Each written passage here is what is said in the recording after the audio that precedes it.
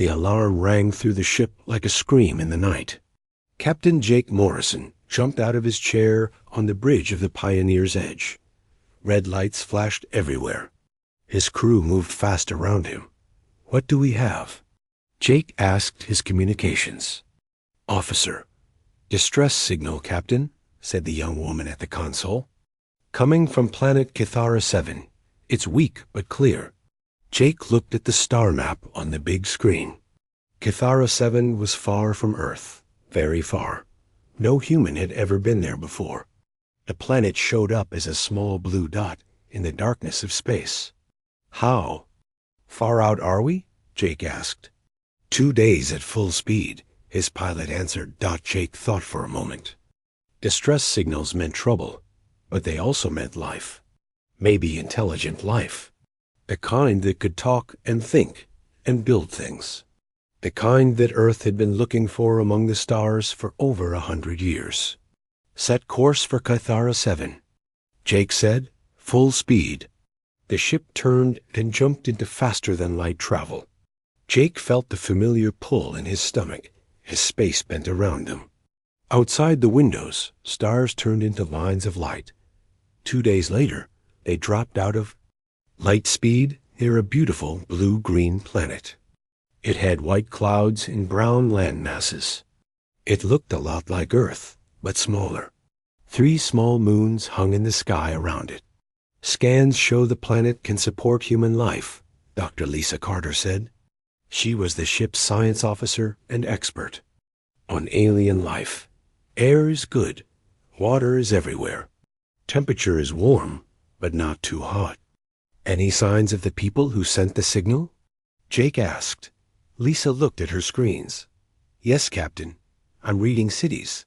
Big ones. And the distress signal is still coming from the largest city on the main continent." Jake nodded.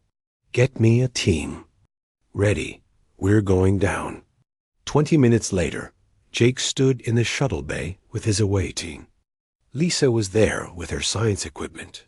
Sergeant Tony Rodriguez came too, along with 2 other Marines. Tony was a big man from Texas who had fought in 3 wars before joining the Space Service. His job was to keep everyone safe. "Remember," Jake told his team as they got into the shuttle, "this is first contact. We don't know what we're going to find down there. Be ready for anything, but be peaceful. We're here to help." The shuttle flew down through the planet's atmosphere.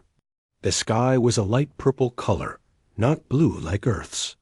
As they got closer to the ground, they could see the alien city below them. It was amazing. Tall towers made of something that looked like crystal grew up from the ground like trees. The buildings glowed with soft light, even in the daytime. Streets curved in smooth lines between the towers. It was beautiful, but also very different from any human city. "Landing site is clear," Tony said, looking at his instruments. "No weapons pointed at us. No aircraft coming our way."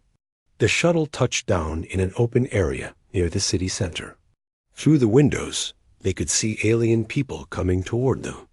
The aliens were tall and thin, much taller than humans. Their skin looked like it was made of the same crystal as their buildings. It was clear, but had colors that moved through it, like light through water. "Remember," Jake said again, "peaceful contact. Let them come to us."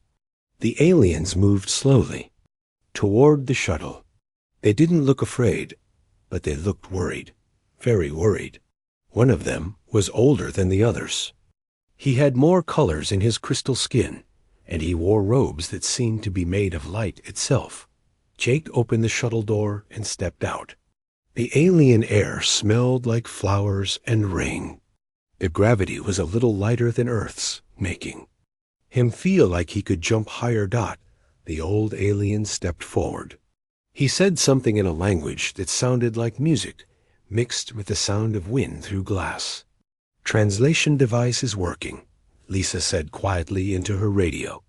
"Give it a few seconds to learn their language." The alien spoke again. This time, the small device in Jake's ear made sense of the words.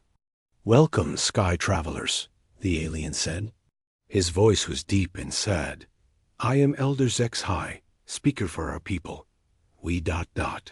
We did not expect help to come so soon. I'm Captain Jake Morrison of the Earthship Pioneer's Edge," Jake said. "We got your distress signal. We're here to help if we can." Elder HFY's crystal skin flashed with colors that seemed to show relief and hope. "You are from the star Earth? We have heard stories of your people, warriors and builders. Perhaps you can help us with our great problem." "What kind of problem?" Jake asked. The Elder's colors changed to darker shades. "Fear," Jake thought. "It has awakened," the alien said. "The great devourer stirs from its sacred sleep. It hungers, and we cannot feed it much longer." Jake looked at Lisa. She looked back at him with confusion in her eyes. "Can you tell us more about this great devourer?" Jake asked. "Come," Elder HFY said. "You must see to understand. But be warned, sky travelers. What you see may shake your faith in all that is holy." The aliens led them through the crystal city. Other aliens stopped what they were doing to stare at the humans. Children hid behind their parents, their crystal skin flashing with curiosity and fear. The buildings around them were incredible. They seemed to grow from the ground instead of being built. Crystal walls let light pass through them, making the whole city glow. Plants that looked like glass flowers grew everywhere. As they walked, Jake could see that the aliens were afraid. Very afraid. Their skin colors stayed dark, and they kept looking up at the sky like they expected something terrible to fall from it. They reached the center of the city, where a huge open space spread out before them. In the middle of the space was a giant statue made of the same crystal as everything else. It showed a massive creature with many teeth and claws. The statue was beautiful, but also frightening. "Behold the great devourer," Elder HFY said. "Our God, our test, our sacred burden." "It's just a statue," Tony said quietly. Elder HFY heard him. The alien's skin flashed with colors that the translation device said meant shock and horror. "Just a statue?" the elder repeated. "Oh, Sky Warrior, if only that were true. The statue is just our way of remembering. The real great devourer sleeps in the sacred caves beneath our city. But it sleeps no more." As if his words had called it, a deep, rumbling sound came from under their feet. The crystal buildings around them shook. Some of the aliens fell to their knees and began to pray in their musical language. The rumbling got louder. Then, from a huge opening in the ground at the far end of the space, something began to rise. Jake felt his mouth fall open. Lisa made a small gasping sound. Tony reached for his weapon without thinking. The thing that came out of the ground was enormous. Bigger than any building Jake had ever seen. It had dark scales that gleamed like metal and eyes that glowed red in the daylight. Its mouth was full of teeth as long as a person was tall. When it roared, the sound made the crystal buildings ring. "Like bells, by all the stars," Jake whispered. "What is that thing?" "Our God," Elder HFY said. His voice was full of sadness and fear. "The great devourer. It has been asleep for 1,000 years, but now it wakes. And when it wakes, it hungers. It has already eaten all our stored food. Soon it will eat our crops, then our animals. And then ... The elder didn't finish, but Jake understood. Then it would eat the people." The giant creature moved across the open space. Each step shook the ground. It lowered its massive head and began eating the crystal flowers that grew around the statue. The plants disappeared into its mouth like candy. "How long has this been going on?" Lisa asked. 3 days since it first woke," the elder said. "In 3 more days, there will be nothing left for it to eat except us. We have prayed and made offerings, but nothing stops its hunger." Jake watched the enormous creature eat. His mind was already working, trying to think of solutions. But what could humans do against something that big? Something the aliens worshipped as a god? There must be something we can do, Jake said. Elder Zex-High looked at him with hope in his crystal eyes. You would help us? Even though it means facing a god? Jake looked at his team. Lisa was already taking readings with her instruments. Tony was studying the creature like he was planning a battle. These were good people, brave people, the kind who didn't walk away when others needed help. We'll find a way, Jake said. That's what humans do. Dr. Lisa Carter could not sleep that night.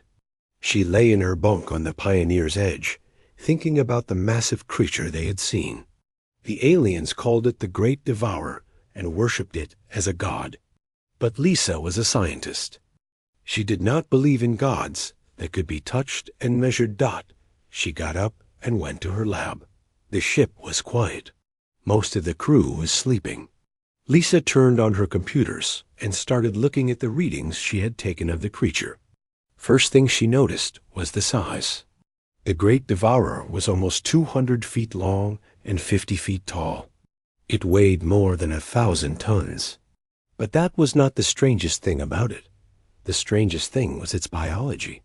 Lisa stared at the data on her screen. According to her instruments, the creature was not alien at all. Not really. Its DNA was similar to animals from Earth. Very similar. It was like looking at a giant crocodile or alligator, but one that had been changed over millions of years. Computer, she said to the ship's artificial intelligence, compare this DNA pattern to Earth reptile species. The computer worked for several minutes. Then it showed the results on her screen. Lisa's eyes went wide. 78% match with Earth crocodilian species, the computer said in its calm voice. Closest match is the American alligator, with modifications for space-based life. Space-based? Lisa asked. Analysis shows adaptations for surviving in vacuum conditions, hibernation periods of several centuries, and ability to digest exotic matter types. Lisa sat back in her chair. This changed everything. The Great Devourer was not a god. It was not even native to this planet. It was a space-traveling predator that had somehow ended up here long ago. She worked through the night, running more tests on the data. When Captain Morrison came to check on her in the morning, she had a full report ready. Captain, she said, excitement in her voice, you need to see this. Jake looked tired. He had spent most of the night talking with Elder Zex-High and the other alien leaders, trying to understand their religion and their problem. What did you find, Lisa? It's not a god, she said.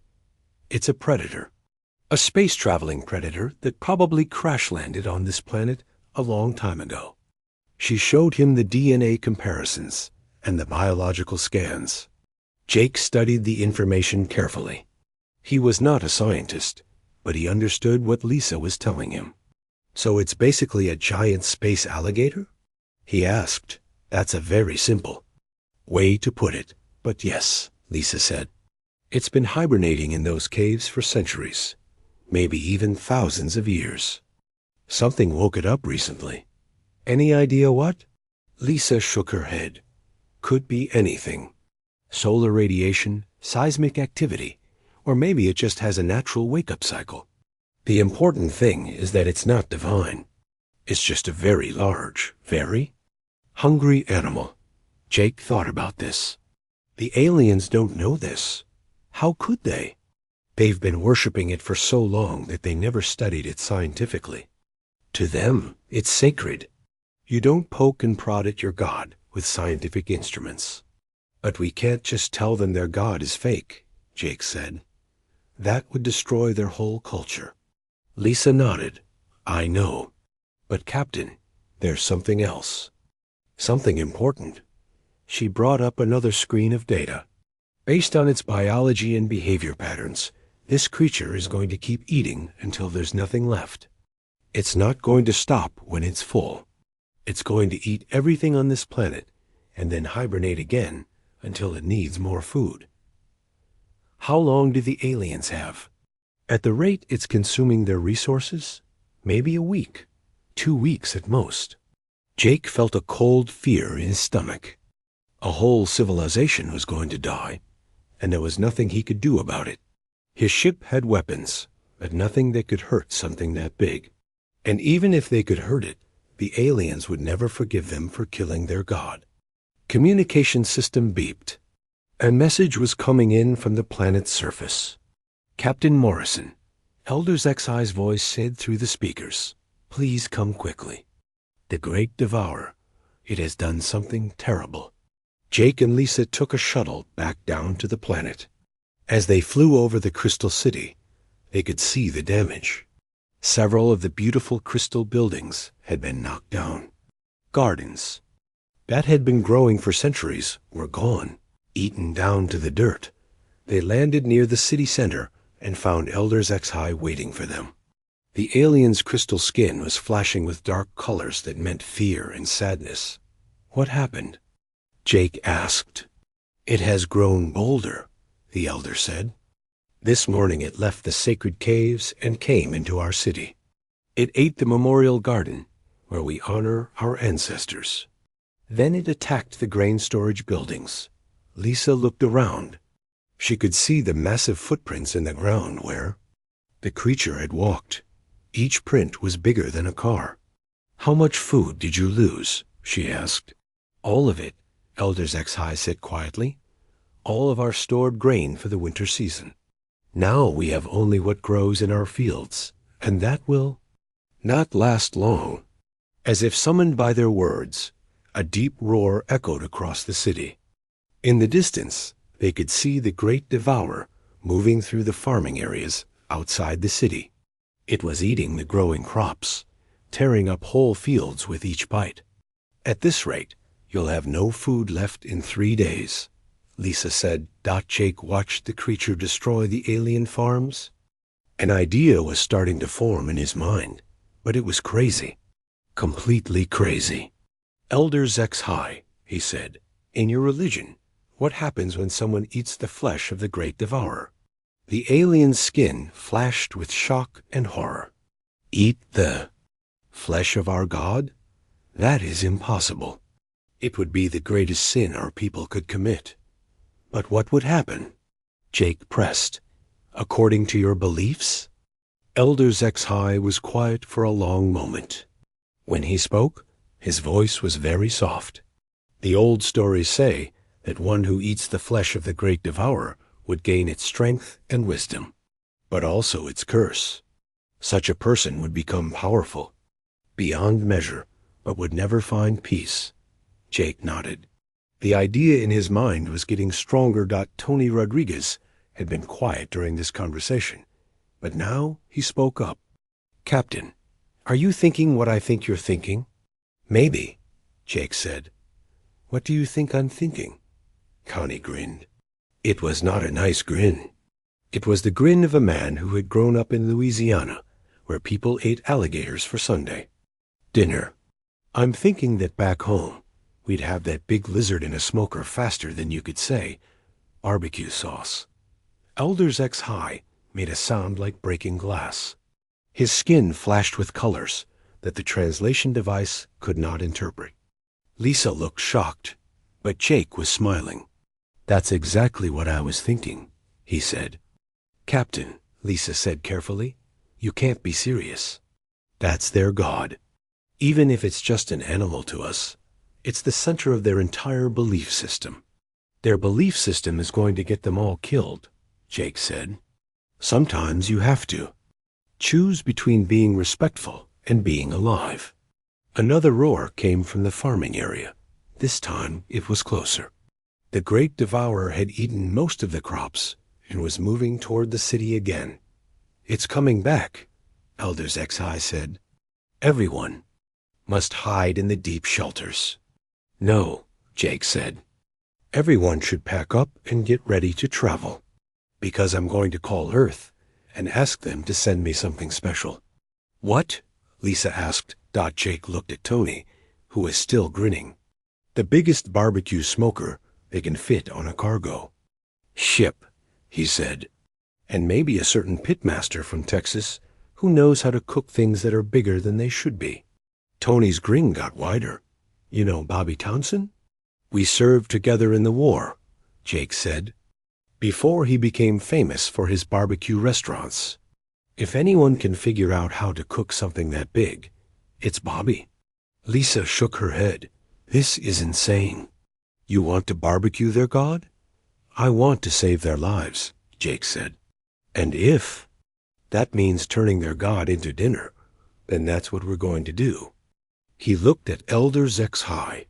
The alien was staring at him with an expression that might have been horror or hope. Jake could not tell which. "Elder," Jake said, "how much do you trust us?"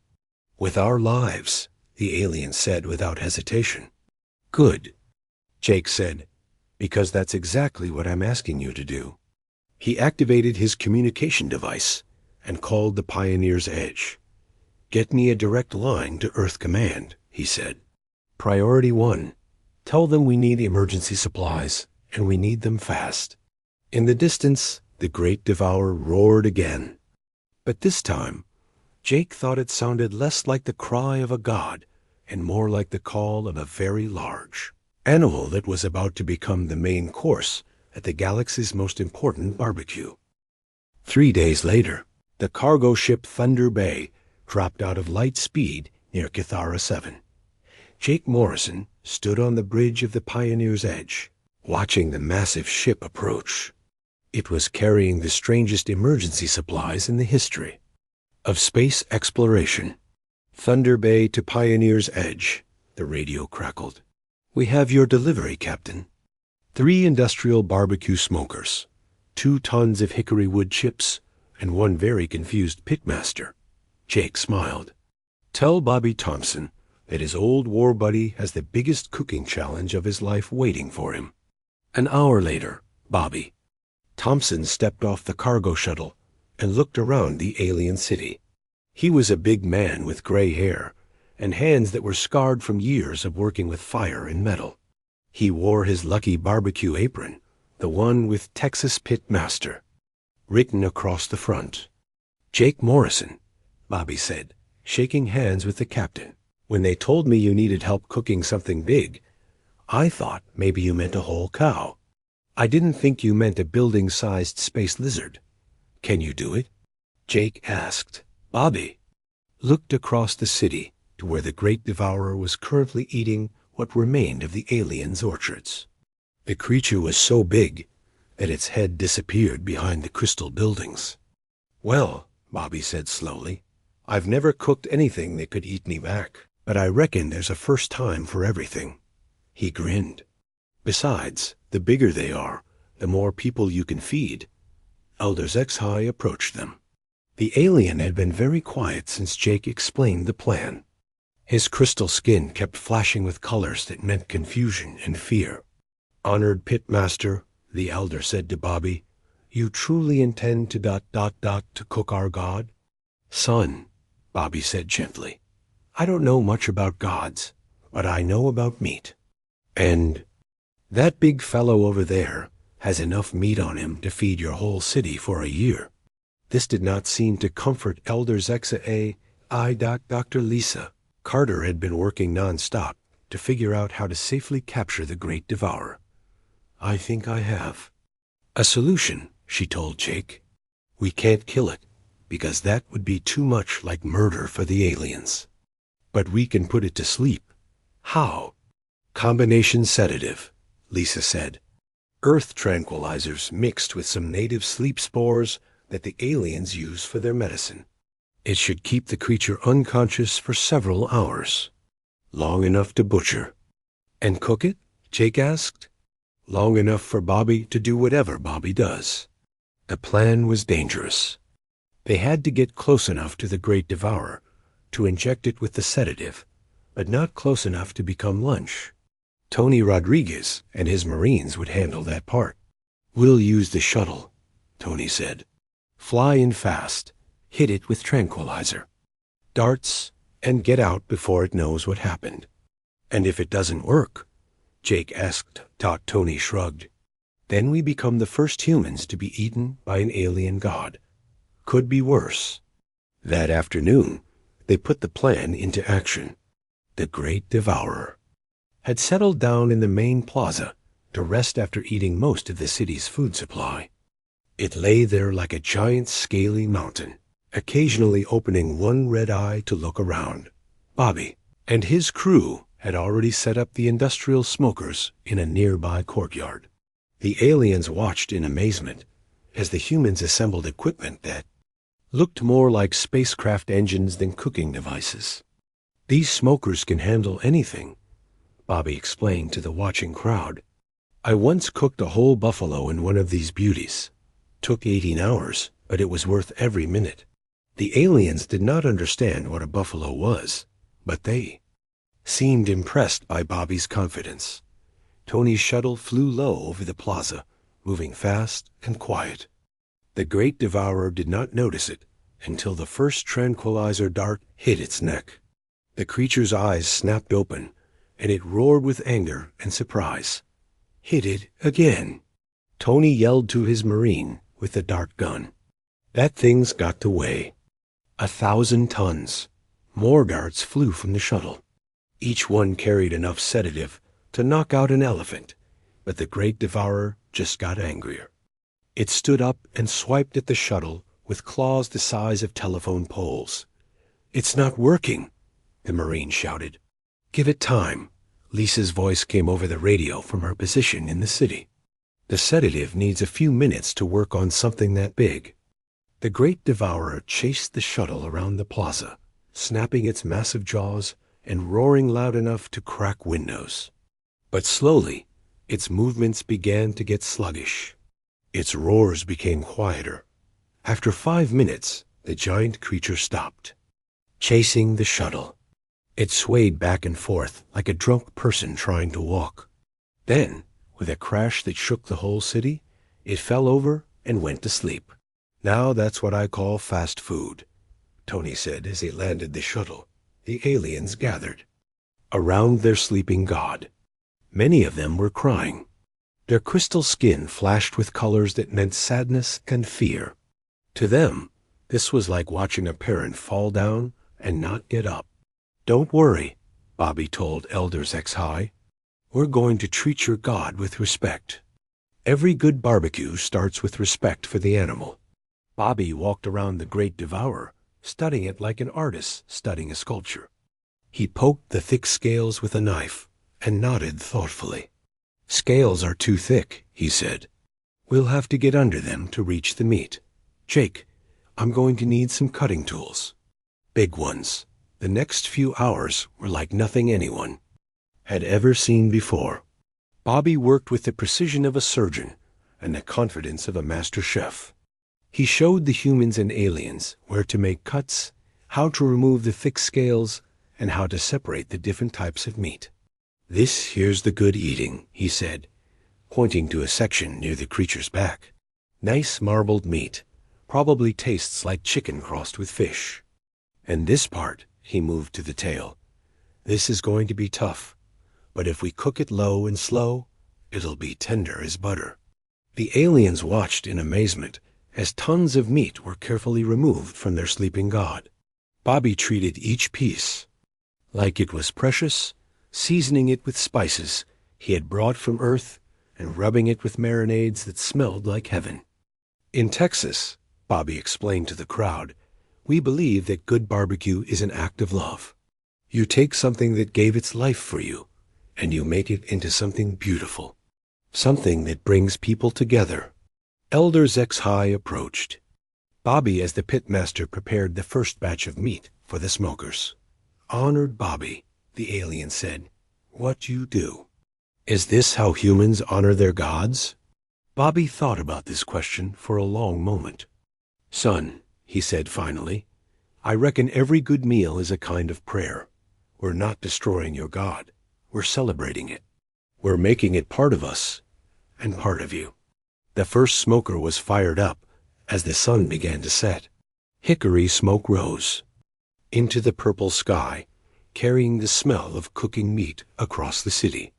The alien's crystal skin began to pulse with soft light in response to the aroma. "How long will it take?" Jake asked. "For something this big?"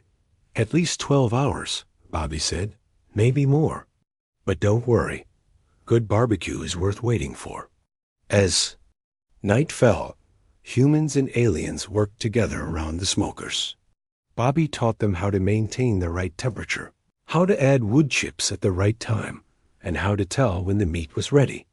"Barbecue isn't just about cooking," he told his new students. "It's about patience.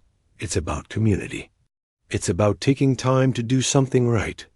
Elder Zex High stayed close to Bobby all night, asking questions and learning. Slowly, the alien's fear began to change into something else. Curiosity. Hope.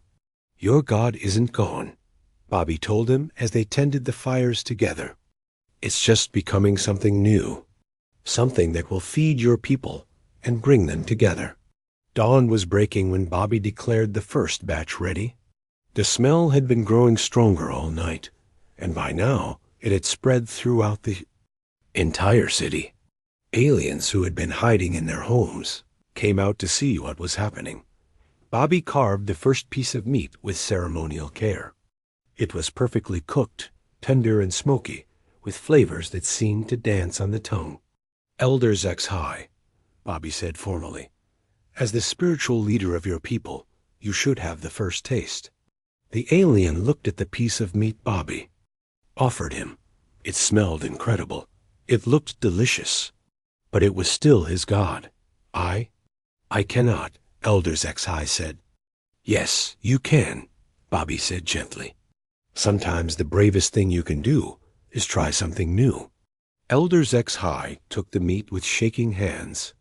The other aliens watched in complete silence. This was the most important moment in their history. Elder closed his eyes and took a bite. His crystal skin exploded with colors brighter than anyone had ever seen before. Elder Zex High stood perfectly still for a long moment after taking the first bite. His crystal skin flashed through every color anyone had ever seen, and some colors that seemed completely new. The other aliens watched him with fear and wonder. Then the elder opened his eyes and smiled. "It is ... he said slowly.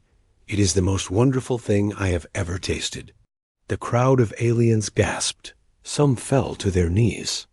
Others began to cry. Their spiritual leader had just eaten their god, and instead of being punished, he was glowing brighter than the sun. "How do you feel?" Dr. Lisa Carter asked, scanning the elder with her medical instruments. "Strong," Elder Zex High said with wonder. In his voice, "I feel strong and ... complete, as if I have been hungry my whole life and only now am truly fed." Bobby Thompson nodded with satisfaction. "That's good barbecue for you. It feeds more than just your belly." Word spread quickly through the Crystal City.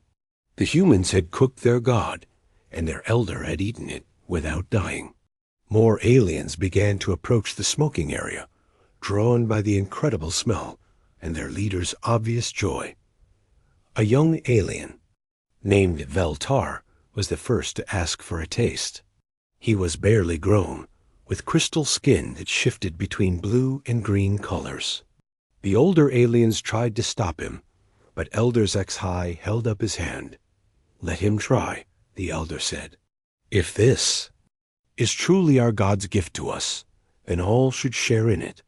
Bobby cut another piece of meat and handed it to the young alien. Veltar took a small bite, chewed thoughtfully, then took a much larger bite. "This is amazing," he said, his skin flashing with bright yellow colors that meant happiness and excitement. "Why have we never eaten the great devourer before?" "Because we thought it would eat us back," an older alien said sourly. "Well, it's not eating me," Veltar said, taking another bite. "It tastes like starlight and ocean waves and the first warm day of spring all mixed together." More aliens began to line up for a taste. Bobby and his human helpers worked. quickly to prepare more servings. Each alien who tried the meat had the same reaction. Their skin would flash with incredible colors, and they would look stronger and happier than before. "This is remarkable," Lisa said, watching her instruments as she scanned the aliens. "The meat seems to be having a real physical effect on them. Their energy levels are increasing, and their brain activity is off the charts." "What does that mean?" Jake asked. "I think the Great Devourer really was special to them," Lisa said. "Not as a god, but as perfect nutrition. Their bodies are responding to something in the meat that they've been missing their whole lives." Elder Zex-High overheard this conversation. "Dr. Carter," he said, "may I ask you something?" "Of course." "When you studied our god, our Great Devourer, what did you learn about it?" Lisa looked at Jake, who nodded for her to continue. "It wasn't actually from your planet," she said carefully. "It was a space-traveling creature that probably crash-landed here thousands of years ago." "So it was not born from our world?" "No, but that doesn't make it less important to your people." Elder Zex-High thought about this while he ate another piece of barbecued meat. "Perhaps," he said slowly, "it did not come here to be our god. Perhaps it came here to be our food." Bobby clapped the alien on the back. "Now you're thinking like a pitmaster," he said. "Sometimes the best things in life aren't the ones you pray to. They're the ones you share with your friends." As the day went on, more and more aliens joined the feast. The humans taught them about barbecue traditions, how to eat with your hands, how to appreciate the smoky flavors, how to share stories while the meat cooked slowly over the fires. The aliens learned quickly. They brought out musical instruments that sounded like crystal wind chimes and began to play songs. They shared stories about their history and their dreams for the future. They laughed at Bobby's jokes, even when the translation devices didn't quite work right. "This is what barbecue is really about," Bobby told Jake as they watched aliens and humans eating together in the plaza. "It's not about the meat. It's about bringing folks together." But not all the aliens were happy about what was happening. A group of older aliens, led by a stern-looking elder named Kexmore, approached the feast with dark expressions. "This is wrong," Elder Kexmore declared. "You have defiled our most sacred being. You have turned our god into ... into food." The younger aliens stopped eating and looked worried. Even Veltar seemed to shrink back from the angry elder. But Elder Zex-High stood up, and his crystal skin flashed with confident colors. "Brother Kexmore," he said, "taste the meat before you judge." "I will not." "Then how can you know what you speak against?" Bobby stepped forward. "Elder Kexmore," he said respectfully, "I understand your concern. Back on Earth, we have people who feel the same way about different foods. Some folks think it's wrong to eat beef because cows are sacred to them. But the way I see it, if something gives its life to feed you, the best way to honor it is to make that meal special." "The Great Devourer did not give its life," Elder Kexmore said angrily. "You took its life." "Actually," Lisa said, checking her instruments, "it's not dead. It's still sleeping. We only took some of its meat. It will grow back, just like a lizard growing back its tail." This news surprised everyone, including Jake. "It's still alive?" he asked. "Very much so," Lisa said. "The creature's biology includes incredible regeneration abilities. In a few months, all the meat we've taken will be replaced with new growth." Elder Zex-High began to laugh. It was a sound like crystal bells ringing in harmony. "Do you hear this, brother? Our God is not dead. It has given us a gift that will keep giving. We can feed our people forever, and the Great Devourer will continue to live." Elder Kexmore looked confused.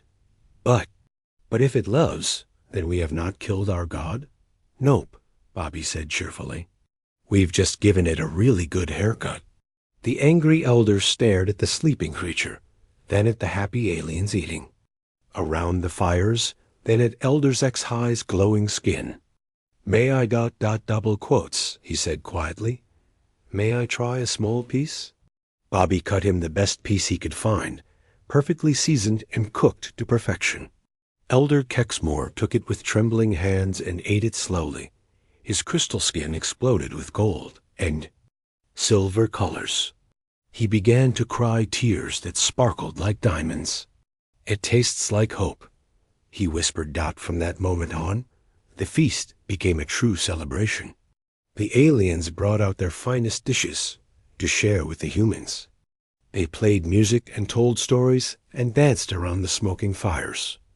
Jake found himself sitting with Elder Zexhi and Bobby, watching the celebration with satisfaction. "So what happens now?" Jake asked. "Now we teach your people how to do this safely," Bobby said. "How to put the creature to sleep, how to take only what they need, how to cook it right. This could feed your whole planet for generations." Elder Zexhi nodded. "And we will create a new tradition, a feast to bring people together, not to worship from afar." He looked at Bobby with respect. "Will you stay and teach us more about this barbecue?" "Son," Bobby said with a grin, "I thought you'd never ask. I've got about 100 recipes I want to try with this meat." As the purple sun set over the crystal city, humans and aliens continued to feast together. The great devourer slept peacefully. In the plaza, its wounds already beginning to heal. The smell of hickory smoke drifted through the air, carrying with it the promise of many more shared meals to come. "You know," Jake said to Lisa, "this might be the first time in history that first contact was established over dinner." "The best kind of diplomacy," she agreed. "Food diplomacy." Veltar approached their group, his skin still flashing with happy colors. "Captain Morrison," he said, "will you teach us more about human foods? We want to share our cooking with you." "Too," Jake smiled. "I think that sounds like the beginning of a beautiful friendship." In the distance, the great devourer stirred slightly in its sleep, as if it was dreaming of being appreciated not as a feared god, but as the centerpiece of the greatest feast in galactic history. 3 months later, Captain Jake Morrison stood in the same crystal plaza where it all began, but everything had changed. Where once there had been fear and hunger, now there was laughter and abundance. The great devourer had healed completely, just as Dr. Lisa Carter had predicted. Its missing meat had grown back, and the creature seemed healthier than ever. But now it wore a special collar that Bobby Thompson had designed. The collar could release sleep gas whenever the aliens needed to harvest more meat. "It's working perfectly," Elder Zexhi told Jake. The alien leader looked stronger and happier than when they first met. His crystal skin glowed with permanent golden colors that meant contentment and joy. "We take only what we need, and our God, our friend ... continues to thrive." The aliens had stopped calling it the Great Devourer. Now they called it the Great Provider. The change in name reflected their new understanding of the creature's role in their world. "And the other cities?" Jake asked. "How are they accepting the change?"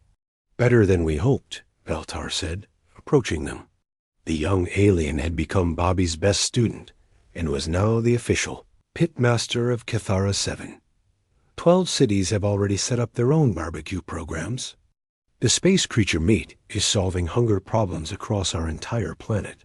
Bobby Thompson walked up to join the conversation. He wore a new apron that Elder Zexhi had made for him from crystalline fabric.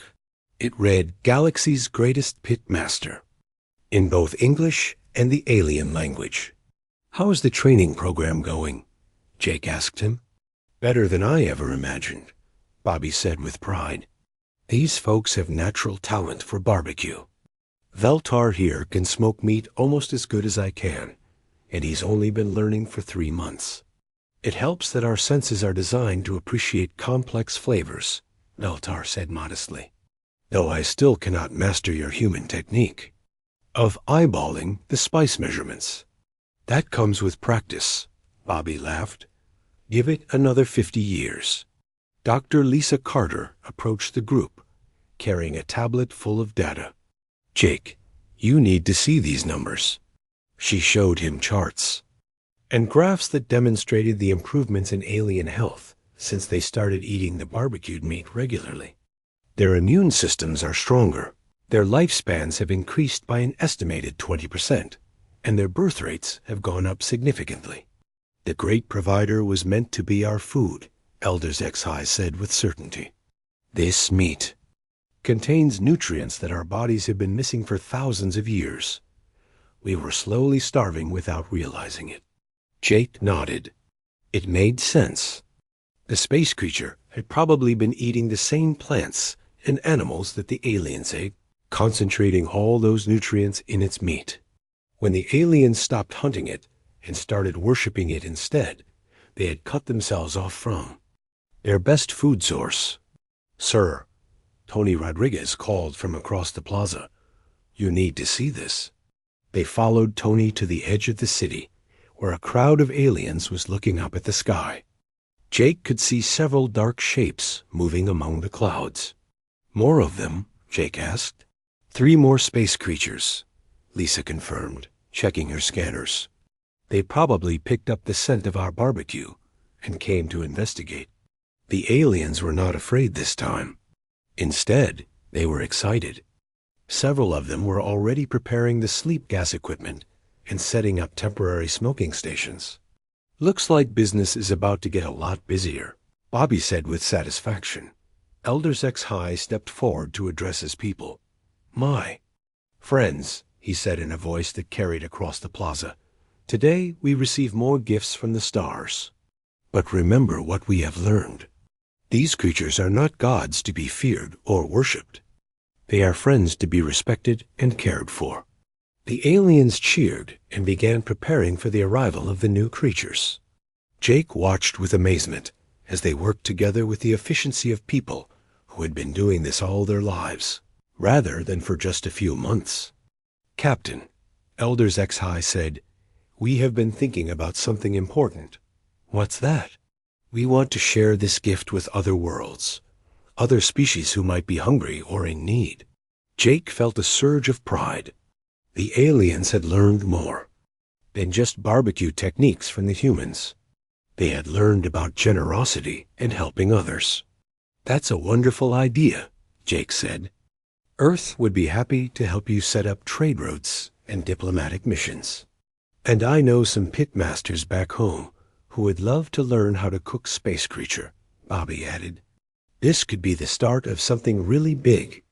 Over the next few hours, they successfully captured and began processing the 3 new creatures.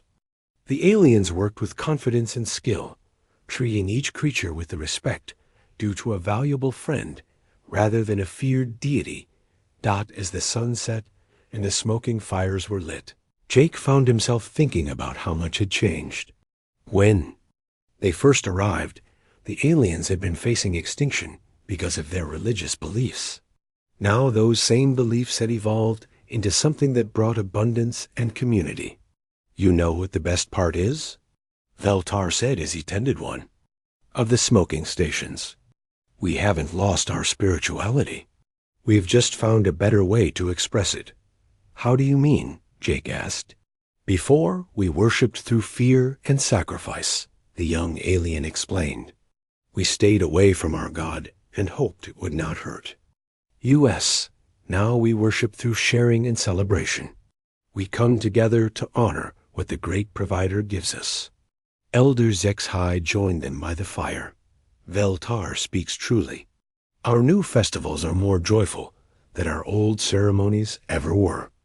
And instead of a few priests controlling access to the divine, now everyone can participate. Bobby nodded approvingly. That's what good barbecue does. It brings everyone to the table as equals. As the night progressed, the celebration grew larger. Aliens from neighboring cities arrived to share in the feast and learn the new techniques. Human crew members from the Pioneer's Edge came down to join the party. Even some of the other space creatures, after their initial sleep period, seemed content to wander peacefully around the plaza while their meat slowly cooked.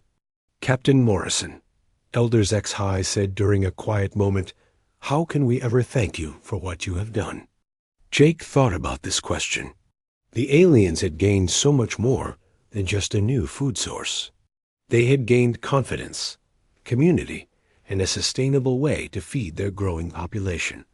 But the humans had gained something too. "You already have," Jake said. "You've shown us that sometimes the best solution to a problem is the most unexpected one. And you've reminded us that sharing a meal is one of the best ways to build friendships." "A galaxy is going to be a more interesting place with you folks in it," Bobby added. "I can already picture it. Barbecue restaurants on every space station, pitmaster exchanges between worlds, maybe even a galactic barbecue competition." "The Great Provider Games," Veltar suggested, his skin flashing with excited colors. "I like it," Bobby said. "We'll invite every species we can find. See who can. Smoke the best space creature steaks." Dr. Lisa Carter approached them with her final report. "The regeneration process is even faster than we thought," she said. "These creatures can regrow harvested meat in just 6 weeks. And they seem to actually enjoy the process. Their stress indicators are lower than when they were hunting wild. They like being cared for," Elders X High observed. "Perhaps they were as lonely as we were, wandering through space with no one to understand them." Jake looked around the plaza at the peaceful scene. Humans and aliens working together around. The fires, space creatures grazing contentedly on crystal flowers. The smell of hickory smoke carrying promises of good food and better friendships across the night air. "So what's next?" he asked. "Next, we teach the galaxy how to barbecue," Bobby said with determination. "One planet at a time. And we learn from them too," Elders X High added. "Every species probably has their own cooking traditions to share." "A galactic potluck," Veltar said, trying out the human phrase he had recently learned. "Exactly," Jake said. "The universe just got a lot more delicious." As the celebration continued around them, Jake activated his communication device to send a message to Earth Command. His report would probably be the strangest first contact document in human history, but it would also be the most successful. "Earth Command, this is Captain Morrison," he said. "Mission accomplished. First contact established through cultural exchange and mutual understanding. Recommend immediate expansion of culinary diplomacy programs." He paused, watching Bobby teach a group of alien children how to properly flip meat on the grill. "Also," he added, "request permission to establish permanent barbecue embassy on Cathara 7. This is too good to give up." In the distance, one of the space creatures let out a contented rumble that sounded almost like purring. The great providers had found their purpose. The aliens had found their abundance. And the humans had found proof that sometimes the best way to make friends across the galaxy was simply to invite them over for dinner. Elder Zex High raised a cup of fermented crystal fruit juice in a toast. "To our friends from Earth," he said, "who taught us that gods are best served with barbecue sauce." "To the people of Cathara," Jake replied, raising his own cup, "who taught us that the best worship is sharing what you have." "And to the great providers," Bobby added, "who taught us all that good food makes everything better." They drank together under the alien stars, while the smell of the galaxy's best barbecue drifted up into the purple night sky, carrying with it the promise of many more shared meals among the stars.